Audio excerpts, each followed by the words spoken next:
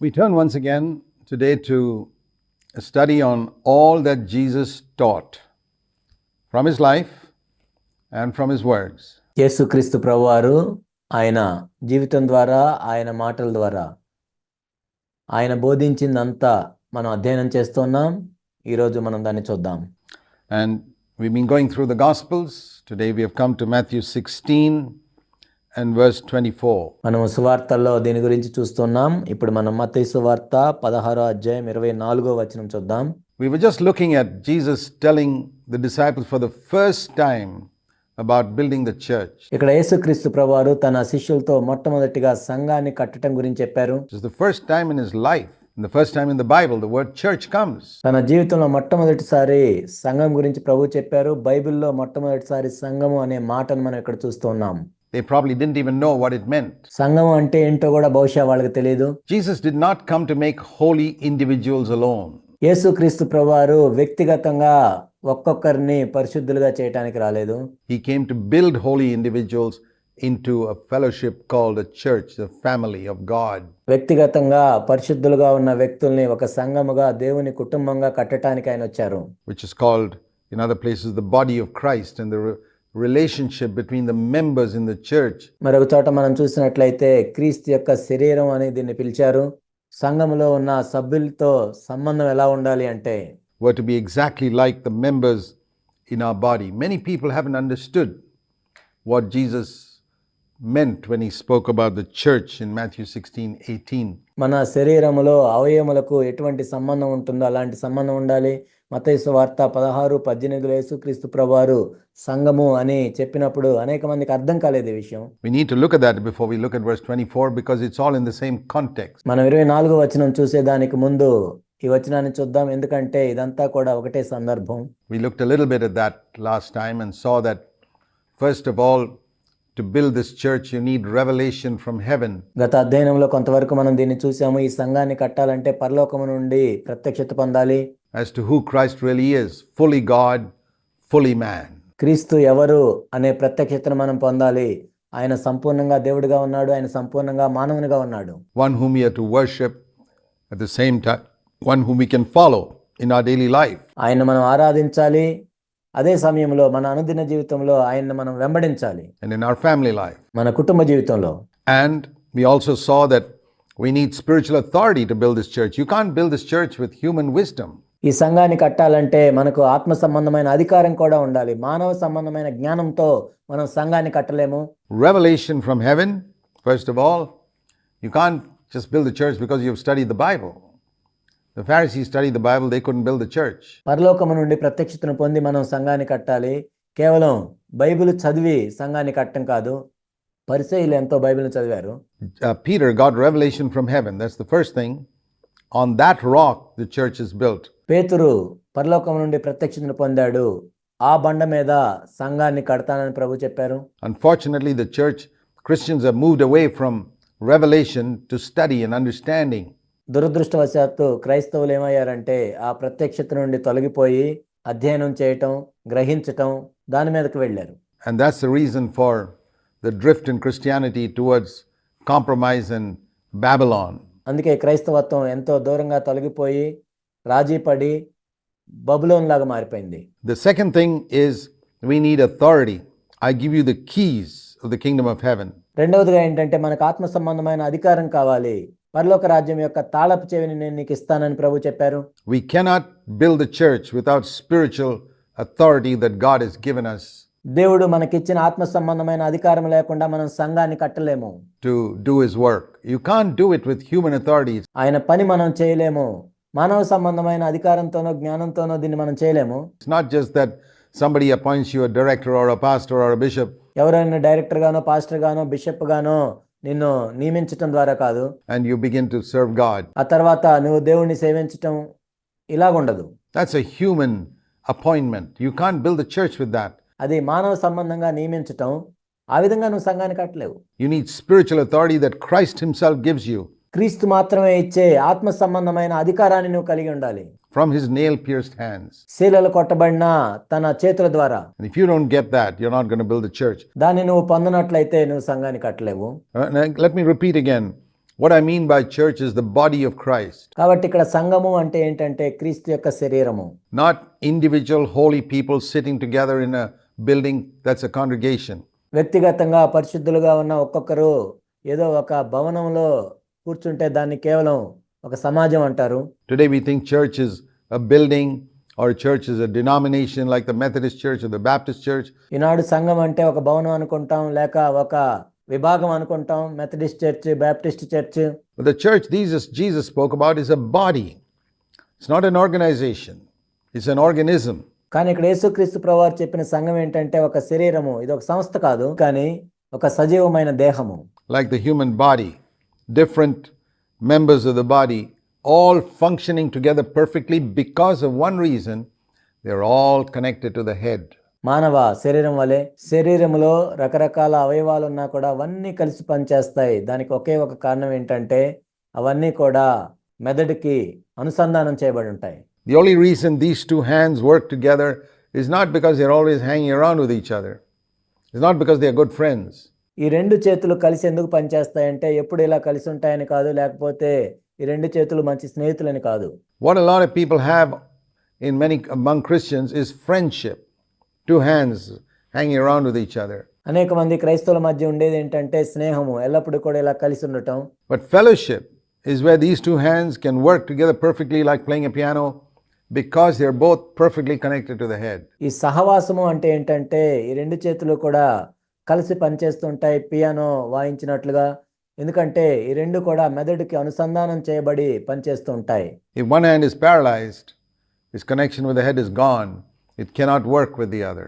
ఒక చేతికి పక్షవాతం వచ్చినట్లయితే, మెదడుతో అనుసంధానం చేయకుండా ఉన్నట్లయితే ఈ రెండు కలిసి పనిచేయలేవు. It's always because of a break of connection with the head that we cannot work together with someone else. ఎల్లప్పుడూ కూడా మెదడుతో నీకు సంబంధం సరిగా లేదు కాబట్టి ఇతరులతో కలిసి పనిచేయలేము. And so we see here that building the church, the real body of Christ, I'm not talking about building an organization called a church. ఇక్కడ సంఘాన్ని కట్టడం, నిజమైన సంఘాన్ని కట్టడం, క్రీస్తు యొక్క శరీరాన్ని కట్టడం అంటే నేనేదో ఒక సంస్థను కట్టడం గురించి చెప్పటం లేదు. But the real body of Christ, where the people in a local congregation are fitted together like members of a body. నిజమైన క్రీస్తు యొక్క శరీరం అంటే అక్కడ ఉన్న స్థానిక సంఘ సభ్యులందరూ కూడా శరీరంలోని అవయముల వలె ఒకరితో ఒకరు కలిసి పనిచేస్తూ ఉన్నట్లయితే, Working together can only come if each member is directly connected to the head. ప్రతి ఒక్క సభ్యుడు కూడా నేరుగా ఆ తలకి అనుసంధానం చేయబడి కలిసి పనిచేయటం. It's paralysis that prevents one member from working with the other. ఒక సభ్యుడు ఇంకొక సభ్యునితో కలిసి పనిచేయకుండా ఉండేది ఎప్పుడంటే ఒక అవయవానికి పక్షవాతం వచ్చినప్పుడే. And so to build that type of church where we have a group, whether it's 10 people or 11 in Jesus' case, అలాంటి సంఘాన్ని కడుతున్నప్పుడు 10 మంది ఉండొచ్చు, లేక యేసుక్రీస్తు ప్రభువారి విషయంలో 11 మంది ఉన్నారు, or 100, to build them together, to work together, is like building a house. లేక 100 మంది ఉండొచ్చు. వాళ్ళందరినీ కూడా కలిసి కడుతూ ఉండాలి, ఒక ఇంటిని కట్టినట్లుగా. There's a lot of difference between 20,000 bricks lying on the roadside and those 20,000 bricks used to build a house. ఒక 20,000 ఇటుకలు రోడ్డు మీద పడి ఉండటానికి, ఆ 20,000 ఇటుకలు తెచ్చి ఇంటిని కట్టడానికి ఎంతో తేడా ఉంటుంది. Because those bricks are interconnected. ఎందుకంటే ఇక్కడ ఒక ఇటుకని మరొక ఇటుకతో కలిసి కడుతూ ఉంటారు. In the walls and in the concrete in the roof. గోడలో మనం చూసినట్లయితే, కప్పు మీద ఉన్న కాంక్రీట్ని చూసినట్లయితే, It's little stones put together along with steel rods, and then you have a house. ఈ చిన్న చిన్న రాళ్ళు కూడా స్టీల్ రాళ్ళతో అమర్చబడి కడుతూ ఉంటారు. అప్పుడు దాన్ని ఇల్లు అంటాం.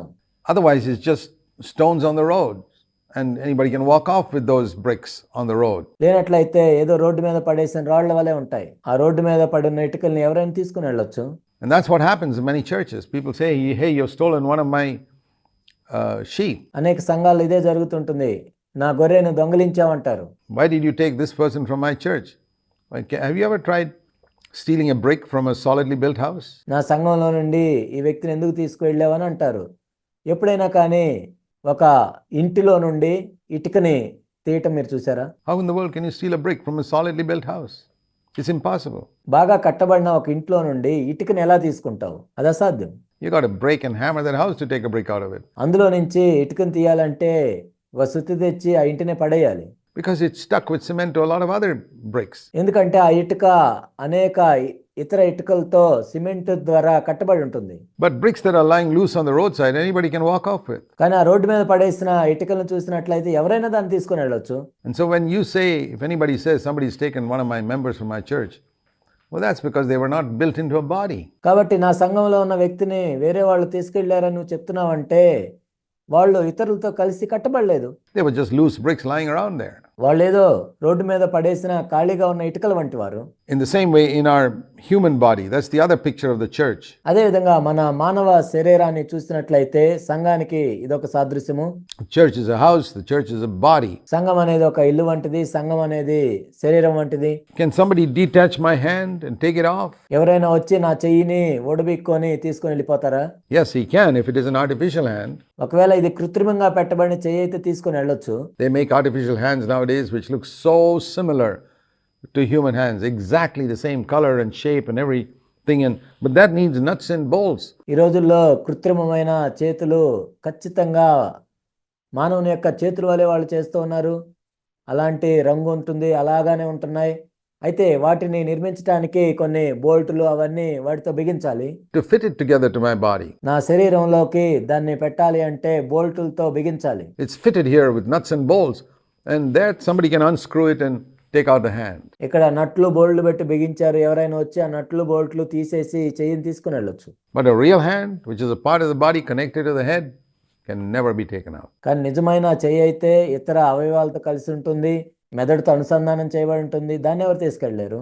You got to cut it off, amputate it, but it can't walk off on its own, and you can't take it out. నువ్వు తీసుకెళ్ళాలంటే దాన్ని నరికివేసి తీసుకెళ్ళాలి కానీ మామూలుగా తీసుకుని వెళ్ళలేవు. And so when people talk about somebody being taken away from my church, actually that's not the body of Christ. కాబట్టి మా సంఘంలో ఉండి ఒక వ్యక్తిని తీసుకొని వెళ్ళారు అంటే అది క్రీస్తు శరీరం కాదు.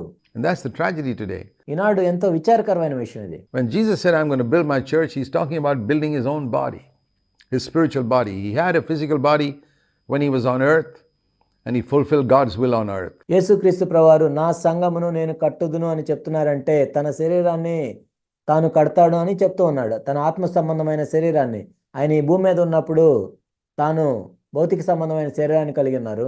దాంతో తండ్రి యొక్క చిత్తాన్ని 100% ఆయన నెరవేర్చారు. And he went up to heaven and he sent the Holy Spirit to build a spiritual body. ఆయన పరలోకం వెళ్ళిన తర్వాత ఆత్మ సంబంధమైన శరీరాన్ని కట్టడానికి పరిశుద్ధాత్మను పంపించారు. Which is the church, the body of Christ. అదే క్రీస్తు యొక్క శరీరము, సంఘము. To continue doing the same thing that he did when he was on earth. What did he do when he was on earth? ఆయన భూమి మీద ఉన్నప్పుడు ఏదైతే చేశారో దాన్ని కొనసాగించడానికి ఆయన ఈ భూమి మీద ఉన్నప్పుడు ఏమేం చేశారు?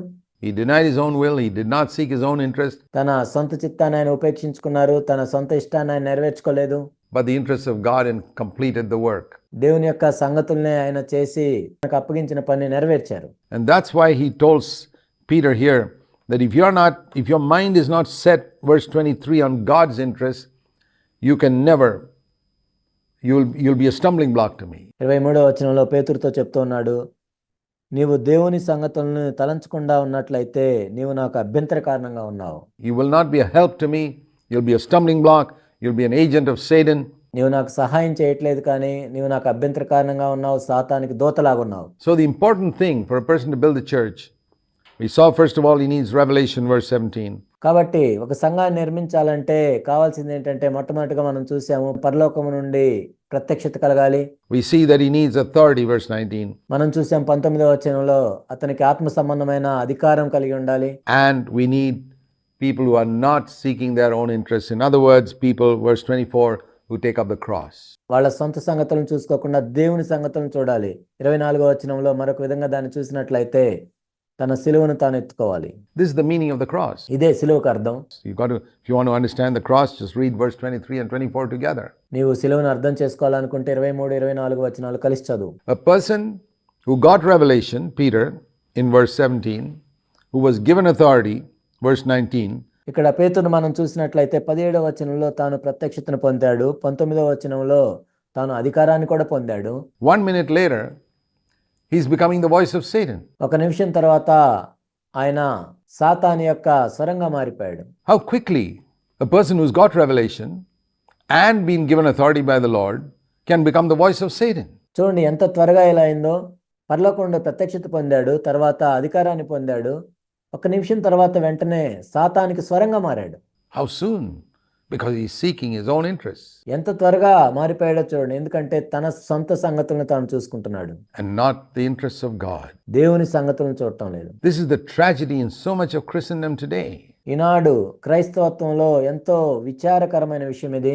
And that's why Jesus said, if you want to follow me, అందుకే యేసుక్రీస్తు ప్రభువారు చెప్పారు, నీవు నన్ను వెంబడించగోరినట్లయితే, and certainly if you want to build my church and be a co-worker with me, నీవు నా సంఘాన్ని కట్టదలుచుకుంటే, నీవు నాకు తోటి పనివాడిగా ఉండదలుచుకుంటే, then you must deny yourself and take up your cross and follow me. You cannot follow me without denying yourself. అప్పుడు నిన్ను నువ్వు ఉపేక్షించుకొని నీ శిలువను ఎత్తుకొని నన్ను వెంబడించాలి. నిన్ను నువ్వు ఉపేక్షించుకోకుండా నన్ను వెంబడించలేవు. And denying yourself is saying no to my own interests. నిన్ను ఉపేక్షించుకోవటం అంటే నా సొంత చిత్తానికి నేను కాదు అని చెప్పటం. Now, every human being on earth is born and seeks his own interest right from childhood. ఈ భూమి మీద మనం చూసినట్లయితే ప్రతి మనిషి కూడా, పుట్టిన ప్రతి మనిషి కూడా చిన్నప్పటి నుండి తన సొంత విషయాల మీదే తాను ఆసక్తి కలిగి ఉంటాడు. You see how children are always grabbing for things. పిల్లలు మనం చూసినట్లయితే ఎప్పుడు కూడా వస్తువుల్ని లాక్కుంటూ ఉంటారు.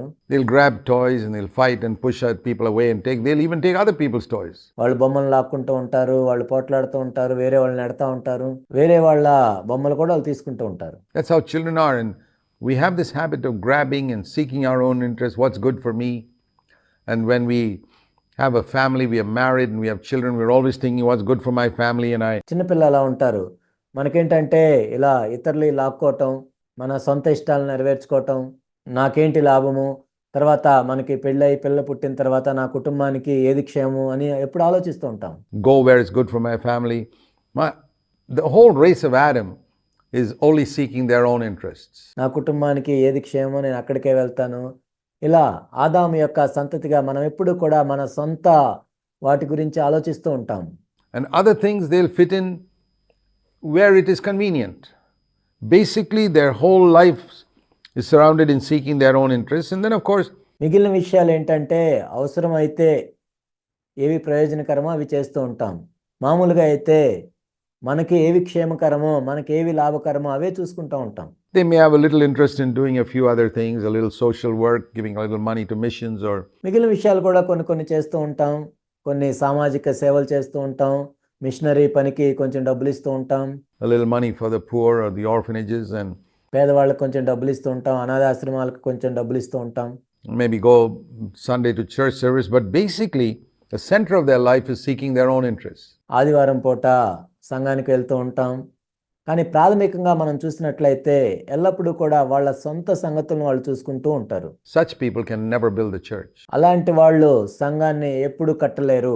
What they'll build is an organization, a dead system. వాళ్ళు ఒక సంస్థను కట్టగలరు, ఒక మృతమైన వ్యవస్థను నిర్మించగలరు. And no such person can be a true servant of God. అలాంటి వారిలో ఎవరు కూడా నిజమైన దైవ సేవకునిగా ఉండలేరు. A true servant of God is one who is not seeking his own interest in any area. ఒక నిజమైన దైవ సేవకుడు ఎవరు అంటే ఏ విషయంలో కూడా తన సొంత సంగతుల్ని చూసుకోకుండా ఉండేవాడు. He's given up his own interest. తన సొంత సంగతులను విడిచిపెడతాడు. He's seeking God's interest because he's taken up the cross. He's denied himself. తను ఉపేక్షించుకొని తన సిలువను ఎత్తుకున్నాడు కాబట్టి దేవుని సంగతులనే చూస్తూ ఉంటాడు. And here is where the failure comes of so much of church building nowadays. సంఘాన్ని కట్టే విషయంలో ఇక్కడే చాలా మంది వైఫల్యం చెందుతూ ఉన్నారు. Because we are seeking to save our life. ఎందుకంటే మన ప్రాణాలను మనం రక్షించుకుంటూ ఉన్నాం. That's what he said in the next verse. I want to save my life. My life means not just my physical life, could be physical, but this soul life of mine. ఇక్కడ నా ప్రాణము నేను రక్షించుకోవటం అంటే ఈ భౌతిక సంబంధమైన ప్రాణమే కాదు, అది కూడా అయ్యుండొచ్చు, కానీ ప్రకృతి సంబంధమైన నా ప్రాణం గురించి. That means I want to save my reputation, నా పేరు ప్రతిష్టల్ని, నా మర్యాదను నేను కాపాడుకోవటం, my dignity. I don't want anyone to dishonor me. I'm saving my life, which has got all these many interests and నన్ను ఎవరు అగౌరవపరచకూడదు, నాకు ఎన్నో ఆశయాలు ఉన్నాయి, లక్ష్యాలు ఉన్నాయి, ambitions and all that. I want to save that. వాటన్నిటిని నేను పోగొట్టుకోకూడదు. And the Lord says, if you're interested in all that, forget about building the church. You're going to lose it one day. ప్రభు ఏమంటున్నారంటే నువ్వు అవన్నీ చేయాలనుకుంటే నువ్వు సంఘాన్ని కట్టడం అనేది మర్చిపో, వాటన్నిటిని ఒక రోజు నువ్వు పోగొట్టుకుంటావు. But the one who's willing to lose that self-life, not seeking his own interests, he will find it. కానీ తన ప్రాణాన్ని పోగొట్టుకునేవాడు, తన సొంత సంగతులను చూసుకోకుండా ఉండేవాడు దాన్ని కనుగొంటాడు. He'll find it in a better way శ్రేష్టమైన విధానంలో వాటిని కనుగొంటాడు. as he builds this church which will last forever. నిత్యం నిల్చుండే ఈ సంఘాన్ని ఆ వ్యక్తి కడుతున్నాడు కాబట్టి. I've often thought about Noah's day. నేను తరచుగా నోవహు దినాల గురించి ఆలోచిస్తూ ఉంటాను. And I've said, Lord, if I were living in Noah's day, what would I do? ప్రభువా, ఒకవేళ నేను నోవహు దినంలో జీవిస్తూ ఉన్నట్లయితే నేనేం చేసి ఉండేవాడిని? Well, I'd earn my own living. I would plow the fields and plant vineyards or something to take care of my family. నా కుటుంబాన్ని పోషించుకోవటానికి నేను పనిచేస్తూ ఉండేవాడిని, పొలాలు దున్నుతూ ఉండేవాడిని, ద్రాక్ష తోటలో నాటేవాడిని, నా కుటుంబాన్ని పోషించుకునేవాడిని. But my main aim in life would be to build the ark, కానీ అప్పుడు నా జీవితంలో ముఖ్య ఉద్దేశం ఏంటంటే ఆ ఓడను కట్టడమే ఉండేది. to go to Noah and say, hey, Noah, I'd like to cooperate with you in building the ark.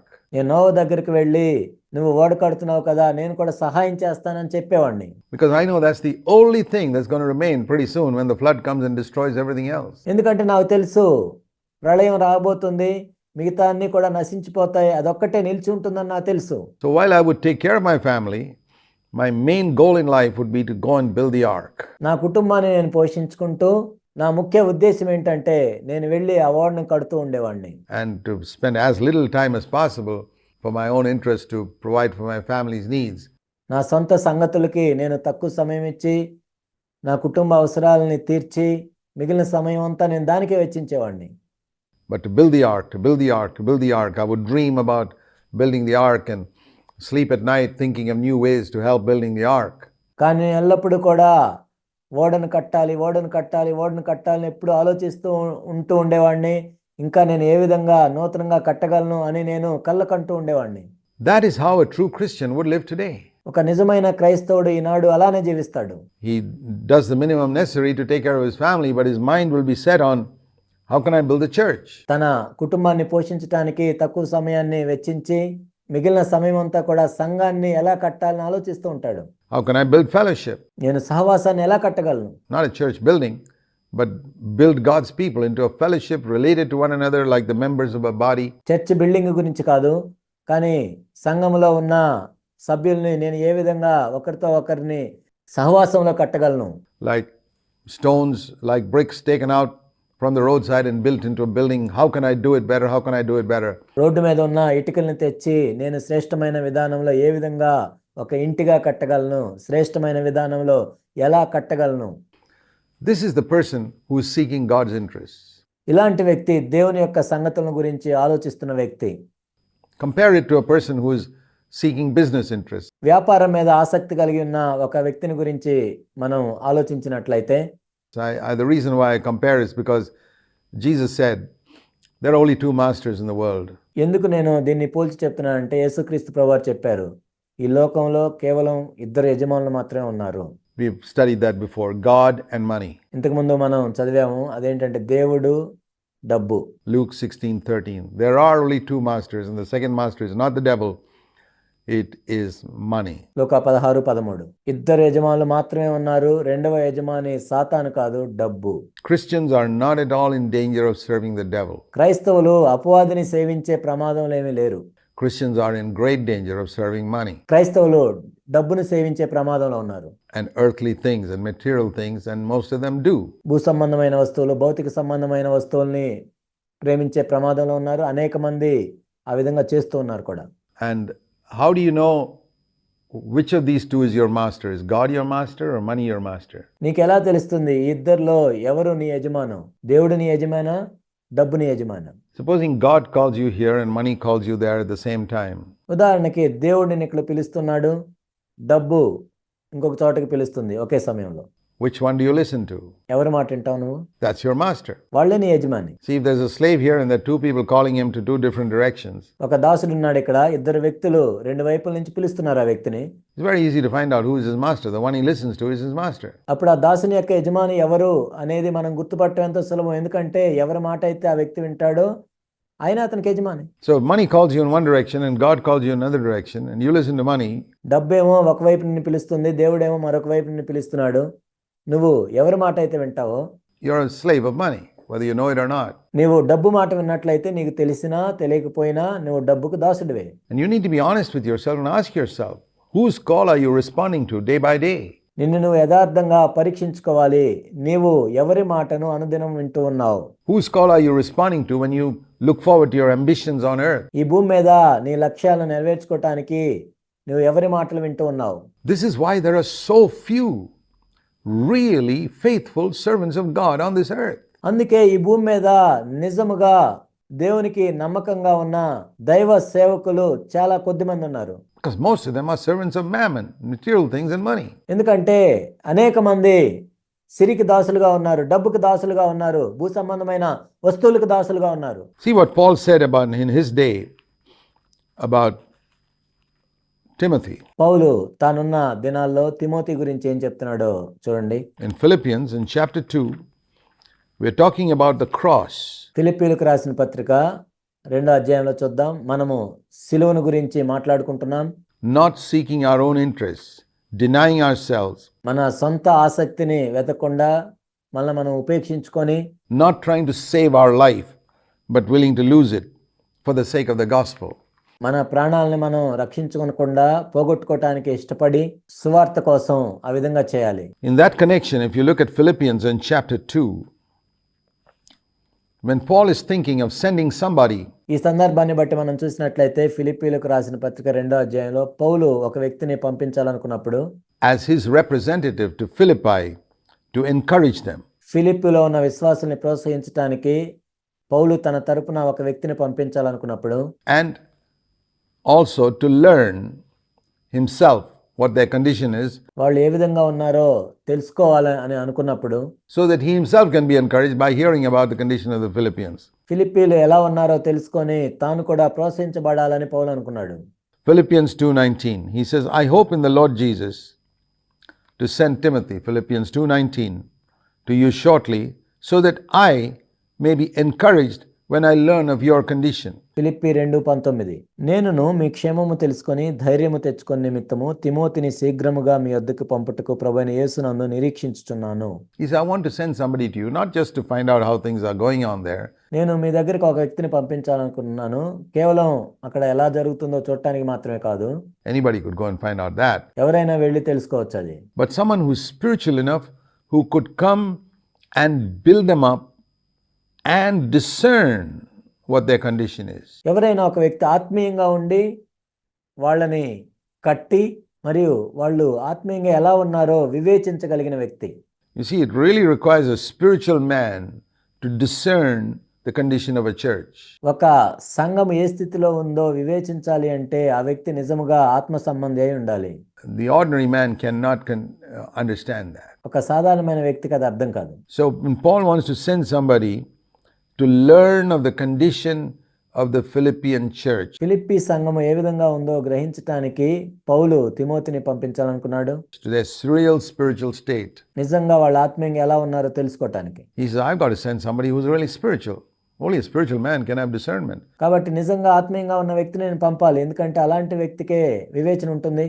Other people will say, well, there were 135 people meeting and there were so many children and this is the program they have for the children and these are the days of their meetings and all these external things. వేరే వ్యక్తులు పంపించినట్లయితే ఆ 135 మంది ఇక్కడ ఉన్నారు, ఇంతమంది పిల్లలు ఉన్నారు, పిల్లలకి ఇలాంటి ప్రోగ్రామ్స్ ఉన్నాయి, లేకపోతే పలానా రోజు వాళ్ళు కూడుకుంటున్నారు, ఇలా బాహ్య సంబంధమైనవన్నీ తెలుసుకుంటారు. Which don't really reveal their spiritual condition. A person with spiritual discernment, దీన్ని బట్టి వాళ్ళ నిజమైన ఆత్మీయ స్థితి ఏమీ తెలియదు. కానీ ఎవరైతే ఒక ఆత్మ సంబంధమైన వివేచన కలిగిన వ్యక్తి won't be discovering whether there were 135 people there or 150 people and అక్కడ 135 మంది ఉన్నారా 150 మంది ఉన్నారా అని తెలుసుకోడు. what programs they had and what times they met on Sunday. These are not the things that వాళ్ళు ఏమేమి కార్యక్రమాలు కలిగి ఉన్నారు, ఆదివారం పూట ఏ సమయాన్ని కలుసుకుంటారు, ఇవన్నీ కాదు. he'd be concerned about. He'd be concerned about what is the spiritual state of all these people and of this church. ఈ సంఘంలో ఉన్న మనుషుల యొక్క ఆత్మీయ స్థితి ఎలా ఉంది అని ఆ వ్యక్తి తెలుసుకుంటాడు. What's the spiritual condition of the elders? సంఘ పెద్దల యొక్క ఆత్మీయ స్థితి ఎలా ఉంది. And only a spiritual man can discern that. ఒక ఆత్మ సంబంధమైన వ్యక్తి మాత్రమే దాన్ని వివేచించగలడు. So he says, I want to send somebody to find out your condition and I can't find a single person in among all my co-workers. He's not looking at the unbelievers. ఆ విధంగా మీ ఆత్మీయ స్థితిని కనుక్కోవటానికి నేను పంపించాలనుకున్నప్పుడు నా చుట్టుపక్కల నాకు ఎవరు కనపడలేదు. ఆయన అవిశ్వాసుల గురించి కాదు అక్కడ చెప్తుంది. He's looking not even at the believers. He's looking at his co-workers. సామాన్యమైన విశ్వాసుల్లో కాదు ఆయన చూస్తుంది, తన తోటి పనివారిలో ఆయన చూస్తూ ఉన్నాడు పౌలు. And saying, which of them can I send to find out the condition of the Philippian church? He says, only Timothy. Philippi సంఘం ఏ విధంగా ఉందో కనుక్కోవటానికి నేను ఎవరిని పంపించాలని ఆయన చూస్తున్నప్పుడు కేవలం ఒక తిమోతిని మాత్రమే ఆయన కనుగొన్నాడు. I have no one else of kindred spirit, means one who's got the same spirit as me. నా వంటి ఆత్మను కలిగిన వ్యక్తిని నేను ఎవరిని కనుగొనలేదు, ఒక తిమోతిని తప్ప. One who's got the same spiritual vision and longing and ambition that I have. There's nobody. నేను కలిగి ఉన్న ఆత్మీయ దర్శనము, నేను కలిగి ఉన్న ఆత్మీయ లక్ష్యములు అలాంటివి కలిగి ఉన్న వ్యక్తి తిమోతి తప్ప నేను ఎవరిని కలిగిలేను. Here is somebody who will genuinely be concerned for your welfare. మీ క్షేమం విషయమై నిజముగా చింతించువాడు అతని వంటి వాడు ఎవడు నా యొద్ద లేడు. Now, if he had said just concerned for your welfare, that would have been enough. మీ గురించి పట్టించుకునేవాడు అంటే సరిపోతుంది. But some people pretend to be concerned. Here was one who was genuinely concerned. కొంతమంది పట్టించుకున్నట్లు కనపడతారు, కానీ ఇక్కడ తిమోతి నిజముగా పట్టించుకుంటున్నాడు. And he says they all seek after their own interests. Remember what the Lord told Peter? అందరూ తమ సొంత కార్యములనే చూచుకొనుచున్నారు. ప్రభువు పేతురుతో ఏం చెప్పాడో మీకు గుర్తుందా? You set your mind on your own interests, నీవు నీ సొంత సంగతులనే చూసుకుంటున్నావు, not God's. దేవుని సంగతులను చూడటం లేదు. And here we have the same thing in Philippians 2, people seeking their own interests. Philippi 2లో కూడా మనం చూస్తూ ఉన్నాం, ఇక్కడ ప్రజలు తమ సొంత కార్యాలను చూసుకుంటున్నారు, Not God's interests, not those of Christ Jesus. యేసుక్రీస్తు కార్యములను చూడటం లేదు. The same contrast between two interests that we saw in Matthew 16:23, we find here in Philippians 2 and verse 21. మత్తయి సువార్త 16:23లో మనం ఏదైతే చూసామో అదే ఫిలిప్పీ 2:21లో కూడా చూస్తూ ఉన్నాం. So there we discover what type of person can build the church. కాబట్టి అక్కడ మనం చూసేది ఏంటంటే సంఘాన్ని ఎలాంటి వారు కట్టగలరు. One who is not seeking his own interest. తన సొంత సంగతుల్నే చూసుకొని వ్యక్తి మాత్రమే సంఘాన్ని కట్టగలడు. Now the entire race of Adam, everybody seeks their own interests, as I said. నేను ఇంతకుముందు చెప్పినట్లుగా ఆదాము యొక్క సంతతిని మనం చూసినట్లయితే ప్రతి ఒక్కరూ కూడా తమ సొంత కార్యాలనే చూసుకుంటూ ఉంటారు. They're always thinking what is best for me and my family. నాకు నా కుటుంబానికి శ్రేష్టమైనది ఏంటని ఎప్పుడు మనం ఆలోచిస్తూ ఉంటాం. I'll go wherever is best for me and my family. I'll do whatever is best for me and my family. That's fine. నాకు నా కుటుంబానికి ఏది మంచిదో నేను అక్కడికే వెళ్తాను, నాకు నా కుటుంబానికి ఏది మంచిదో అదే నేను చేస్తాను అని అంటూ ఉంటారు. అది మంచిదే. But if you want to be a true servant of the Lord, you got to ask yourself, well, God will take care of the interests of mine and my family. Let me seek what is the best for God's interests on this earth. కానీ నువ్వు యేసుక్రీస్తు ప్రభు యొక్క సంఘాన్ని కట్టాలి అనుకున్నప్పుడు దేవుడు నీ సంగతులను, నీ కుటుంబం యొక్క సంగతులను ఆయన చూసుకుంటాడు. కానీ నీవు దేవుని సంగతులను చూడాలి. దేవుని విషయంలో ఏవి శ్రేష్టమైనవో వాటినే చూడాలి. There are very few like that. There were very few like that in the first century. There are very few like that in this century. ఆ విధంగా చాలా కొద్ది మంది మాత్రమే ఉంటారు. మొదటి శతాబ్దంలో కొద్ది మందే ఉన్నారు, ఇప్పుడు కూడా కొద్ది మందే ఉన్నారు అలా. Whose whole mind is set on what is best for God's interests. వాళ్ళ మనసు ఎప్పుడు కూడా దేవుని సంగతులకి శ్రేష్టమైనవి ఏంటి, How can I be available for God's interests in my life? నా జీవితంలో దేవుని సంగతులను నెరవేర్చడానికి నేను ఏ విధంగా అందుబాటులో ఉండగలను. I want to ask you, dear friend, do you want to be a wholehearted, radical servant of God? నా ప్రియ స్నేహితుడా, నేను ఒక ప్రశ్న అడుగుతున్నాను. నీవు పూర్ణ హృదయంతో తీవ్రంగా ప్రభువుని వెంబడించేవాడిగా ఉన్నావా ఈ భూమి మీద? And spend your earthly days in the best possible way? Then be dedicated completely to God's interests and భూమి మీద నీవు జీవిస్తున్న రోజులు శ్రేష్టమైన రీతిలో దేవునికి ఉపయోగపడే విధంగా ఉండాలి అంటే అప్పుడు నీవు సంపూర్ణంగా దేవునికి సమర్పించుకో. put to death every interest of your own 100%. నీ సొంత ఇష్టాన్ని 100% దాన్ని చంపివేయి. Yeah, that's the way. కేవలం అదే మార్గం. Be genuinely interested in the things of God and His interests. దేవుని యొక్క సంగతుల పట్ల నిజముగా ఆసక్తి కలిగి ఉండు. And then you may say, who's going to take care of my interests? God will take care of your interests. అప్పుడు నువ్వు అనొచ్చు, మరి నా సొంత సంగతులు ఎవరు చూస్తారు అని. అది దేవుడు చూసుకుంటాడు. Do you think God can do a better job of taking care of your family than you yourself? నీ కుటుంబాన్ని నీకంటే దేవుడు శ్రేష్టంగా చూడలేడా? Well, I can testify after I quit my job in the Navy 46 years ago. నావికా దళంలో నా ఉద్యోగాన్ని 46 సంవత్సరాల క్రితం నేను విడిచిపెట్టాను. నేను చెప్పగలను. And I got married 44 years ago. And I have 4 children, and we were very poor when we started, but we decided to honor God, my wife and I, in every single step. నాకు పెళ్ళై 44 సంవత్సరాలు అయింది. నాకు 4 పిల్లలు ఉన్నారు. కానీ ప్రతి విషయంలో కూడా దేవుడు మాకు ఎంతో సహాయం చేశాడు. మేము ప్రారంభించినప్పుడు ఎంతో పేదవాళ్ళంగా ఉన్నాం.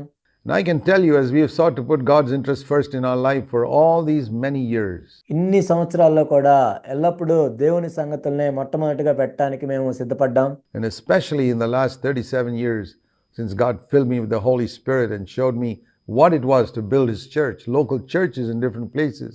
ప్రత్యేకంగా ఈ 37 సంవత్సరాలు కూడా నేను ఆత్మతో నింపబడిన తర్వాత అనేక ప్రదేశాల్లో స్థానిక సంఘాన్ని కట్టడం అంటే ఏంటో ప్రభు నాకు చూపించిన తర్వాత I've discovered one thing, నేను ఒక విషయాన్ని కనుగొన్నాను. that is, the more I set my mind on God's interests, and I had to sacrifice a lot of time, నేను ఎక్కువగా దేవుని సంగతులను ఆలోచిస్తున్నప్పుడు, నా సమయాన్ని ఎక్కువగా నేను దేవుని కోసం త్యాగం చేస్తున్నప్పుడు, and money and energy that I could have had for my family, నా డబ్బుని, నా శక్తిని నేను నా కుటుంబానికి ఇవ్వవలసింది దేవునికి ఇచ్చినప్పుడు, I found God took care of my family. నేను కనుగొనింది ఏంటంటే దేవుడు నా కుటుంబాన్ని చూసుకున్నాడు. And He did a far better job than I could have ever done.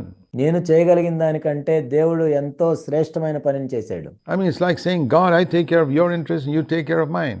నేనేం చెప్పానంటే, ప్రభా నేను నీ సంగతులను చూసుకుంటాను, నువ్వు నా సంగతులు చూసుకో. Isn't that a good exchange? ఇది మంచి ఎక్స్చేంజ్ కాదా?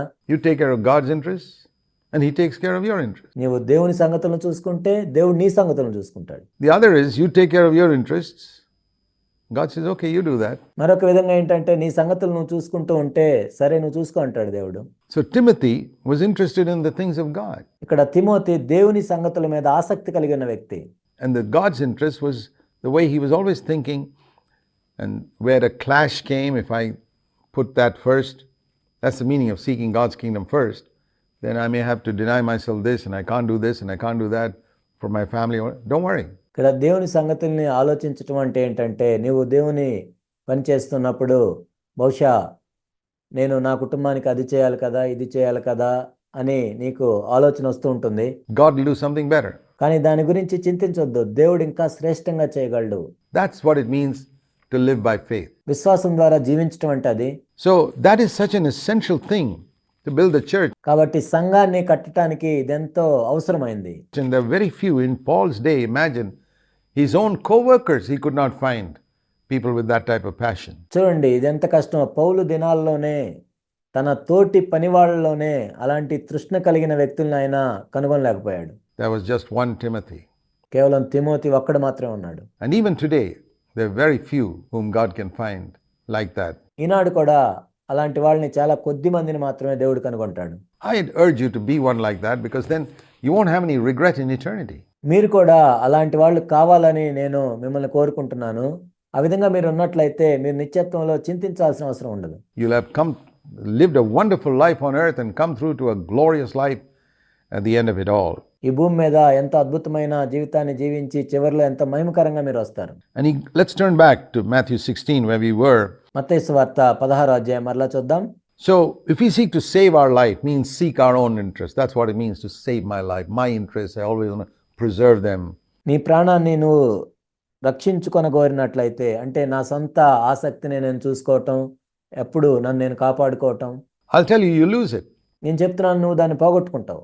But if you're willing to lose it for the gospel's sake, for Christ's sake, కానీ క్రీస్తు నిమిత్తం, సువార్త నిమిత్తం నీ ప్రాణాన్ని నువ్వు పోగొట్టుకున్నట్లయితే, it's a life of faith. That means you trust that as you give up something for God, ఇది విశ్వాస జీవితము. దేవుని యందు నమ్మకించి నువ్వు ఒకటి కోల్పోయినప్పుడు He will never be in debt to you. ఆయన నీకు రుణస్థుడు కాదు, ఆయన నీకు అప్పు ఉండడు. Remember, Jesus said even a cup of water that somebody gives will get a reward. యేసుక్రీస్తు ప్రభువారు చెప్పారు, గిన్నెడు చన్నీళ్ళు ఇచ్చినా కానీ మీరు మీ ప్రతిఫలం కోల్పోరని. Imagine if you've given up all your interest to see God's interest, what your reward will be here on this earth. దేవుని సంగతుల కోసం మీ ఆసక్తినంతా మీరు విడిచిపెట్టినట్లయితే ఈ భూమి మీద మీ ప్రతిఫలం ఎలా ఉంటుందో ఆలోచించండి. He'll take care of all your needs. నీ ప్రతి అవసరాన్ని ఆయన తీరుస్తాడు. What will a man be profited Supposing you set your, okay, the Lord says, supposing you set all your mind on your own interests ఉదాహరణకి నీ మనసంతా కూడా నీ సొంత సంగతుల మీదే నువ్వు పెట్టావు. and pursue it, pursue it, pursue it, pursue it, and you ultimately end up gaining not only wealth and here and there, but the whole world, and you've lost your soul. వాటిని సాధించడానికి నువ్వు పరిగెడుతున్నావు. మొత్తానికి నువ్వు కేవలం సంపద, డబ్బు మాత్రమే కాదు, లోకం అంతా సంపాదించుకున్నావు. చివరికి నీ ప్రాణాన్ని పోగొట్టుకున్నావు. Now we quote that verse to an unbeliever. I want to quote it to believers. మనం అవిశ్వాసులతో దీన్ని చెప్తుంటాం, కానీ విశ్వాసులతో నేను చెప్తున్నాను. What does it mean to gain the whole world? You spend all your life pursuing earthly things. ఈ లోకం అంతా సంపాదించుకోవటం అంటే ఏంటి? ఈ భూ సంబంధమైన వాటి కోసం నువ్వు పరిగెత్తావు, సంపాదించుకున్నావు. And you get all that. And ultimately, you have wasted your one earthly life. మొత్తానికి నీ ఒకే ఒక్క భూలోక జీవితాన్ని నువ్వు పాడు చేసుకున్నావు. God gave you one life to live for Him on this earth. ఈ భూమి మీద తన కొరకు జీవించడానికి దేవుడు నీకు ఒకే ఒక జీవితాన్ని ఇచ్చాడు. And you have lost your soul. నీ ప్రాణాన్ని నువ్వు పోగొట్టుకున్నావు. You have wasted the one thing you should live for. What can you give in exchange? దేవుని కోసం జీవించదగిన ఒక జీవితాన్ని నువ్వు కోల్పోయావు. For this one earthly life that could be lived for God, what can you give in exchange for your soul? దేవుని కోసం జీవించదగిన ఈ ఒకే ఒక్క భూ సంబంధమైన జీవితానికి బదులుగా నువ్వేమి ఇవ్వగలవు దేవునికి? Then he said in verse 27, think of the final day. That's what we must always think of. తర్వాత 27వ వచనంలో చివరి దినం గురించి ఆలోచించమని ప్రభు చెప్పారు. దాని గురించి మనం ఇప్పుడు ఆలోచిస్తూ ఉండాలి. One day the Son of Man is going to come in the glory of his Father with his angels, and he'll reward every man according to his deeds. మనిషి కుమారుడు తన తండ్రి మహిమగలవాడై తన దూతలతో కూడా రాబోచున్నాడు. అప్పుడు ఆయన ఎవని క్రియలు చొప్పున వానికి ఫలమిచ్చును. Every man will be rewarded according to his deeds. ప్రతి ఒక్క వ్యక్తి కూడా తన క్రియలను బట్టి ఫలాన్ని పొందుతాడు. What did he live for? ఆ వ్యక్తి దేనికోసం జీవించాడు? Did he seek his own interests? In the whole context of this, తన సొంత సంగతుల కోసం జీవించాడా? ఈ మొత్తం సందర్భాన్ని మనం చూసినట్లయితే అర్థమవుతుంది. that's deeds means what did he live for? What did he seek his own interests? ఇక్కడ క్రియలు అంటే ఆయన దేనికోసం జీవించాడు? తన సొంత సంగతుల కోసం జీవించాడా? Not did he give a little money in the offering box? Did he go to church every Sunday? కానుకల పెట్టెలో కొద్దిగా డబ్బులు ఇచ్చాడా? ప్రతి ఆదివారం సంఘానికి వెళ్ళాడా? ఇవి కాదు. That's not the point. ఇక్కడ అది కాదు చెప్పేది. The Pharisees went to the synagogue every Saturday. పరిసయ్యులను మనం చూసినట్లయితే సమాజ మందిరానికి ప్రతి శనివారం వాళ్ళు వెళ్ళారు. They gave money, they tithed, they prayed, they fasted, వాళ్ళు డబ్బులు ఇచ్చారు, దశంభాగం ఇచ్చారు, ప్రార్థన చేశారు, ఉపవాసం ఉన్నారు, but they went to hell. కానీ వాళ్ళు నరకానికి వెళ్ళారు. That's not the issue. The issue was your mind set on the things above, ఇక్కడ విషయం అది కాదు. నీ మనస్సు పైనున్న వాటి మీద ఉందా లేదా? on God's interest. దేవుని సంగతుల మీద ఉందా లేదా? Did you trust God? Did you live by faith where you believed He would take care of your interests? నీవు దేవుని యందు నమ్మకం ఉంచావా? దేవుడు నీ సంగతులను చూసుకుంటాడని విశ్వాసంతో నువ్వు జీవిస్తున్నావా? And then he says, I want to say to you, there are some of you standing here who will not taste of death till they see the Son of Man coming in his kingdom. How is that? ఇక్కడ నిలిచిన వారిలో కొందరు మనుష్య కుమారుడు తన రాజ్యముతో వచ్చి చూచు వరకు మరణము రుచి చూడరని నిశ్చయముగా మీతో చెప్పుచున్నాను. ఇది ఎలా జరుగుతుంది? That's referring to the day of Pentecost, ఇది పెంతెకోస్తు దినాన్ని సూచిస్తుంది. when the kingdom of heaven came to earth, the Holy Spirit. పరలోక రాజ్యం భూమి మీదకు వచ్చినప్పుడు, అంటే పరిశుద్ధాత్ముడు వచ్చినప్పుడు. And he says, some of you standing here will be able to experience that. ఇక్కడ నిలిచిన మీలో కొందరు దాన్ని అనుభవిస్తారు. Jesus called the day of Pentecost అది పెంతెకోస్తు దినాన్ని సూచిస్తుంది. the coming of the kingdom of heaven, the Son of Man, Christ, coming in a body through 120 people on earth. యేసుక్రీస్తు ప్రభువారు పెంతెకోస్తు దినాన్ని గురించి ఏం చెప్తున్నారంటే, పరలోక రాజ్యము భూమి మీదకి దిగి రాబోతుంది. He says, some of you standing here, not all of you, some of you may die, but some of you standing here will see that. క్రీస్తు యొక్క శరీరము ఈ భూమి మీద 120 మంది ద్వారా రాబోతుంది. మీలో ఉన్న వాళ్ళందరూ దీన్ని చూడరు, కానీ కొందరు చూస్తారు. And dear brothers and sisters, we're living in that age నా ప్రియ సహోదరి సహోదరులారా, ఆ యుగంలోనే మనం జీవిస్తూ ఉన్నాం, where we can see the power of the Holy Spirit operating. నా ప్రియ సహోదరి సహోదరులారా, ఈ యుగంలోనే మనం జీవిస్తూ ఉన్నాం. పరిశుద్ధాత్మ యొక్క శక్తి పనిచేయటాన్ని మనం చూస్తూ ఉన్నాం. Be open to be filled with the Holy Spirit మీ హృదయాలు తెరవండి, పరిశుద్ధాత్మతో నింపబడండి. and seek with all your heart not to seek your own interests anymore. పూర్ణ హృదయంతో ప్రభువుని వెతకండి. మీ సొంత సంగతుల మీదే ఆసక్తి కలిగి ఉండొద్దు, But to say, Lord, I want to seek with all my heart the things of the kingdom of heaven. ఓ ప్రభువా, నా పూర్ణ హృదయంతో పరలోక రాజ్య సంగతులను నేను వెతుకుతాను. and to build your church, the body of Christ, మీ సంఘాన్ని నేను కడతాను, క్రీస్తు యొక్క శరీరాన్ని కడతాను. with the one earthly life I have. నేను కలిగి ఉన్న ఈ ఒక్క భూ సంబంధమైన జీవితంతో. You'll never regret in eternity when the Son of Man comes in the glory of his Father and his angels. మనిషి కుమారుడు తన తండ్రి మహిమ గలవాడై తన దూతలతో కూడా వచ్చినప్పుడు నీవు చింతించవు. And sets up his kingdom and rewards you publicly ఆయన రాజ్యాన్ని స్థాపించి బహిరంగంగా నీకు ప్రతిఫలం ఇస్తాడు. for what you did and lived for him on this earth. ఈ భూమి మీద నువ్వు ఆయన కోసం జీవించి ఆయనకు చేసిన దాన్ని బట్టి. We'll stop there and continue in our next episode. తర్వాత ఎపిసోడ్లో మనం కొనసాగిద్దాం.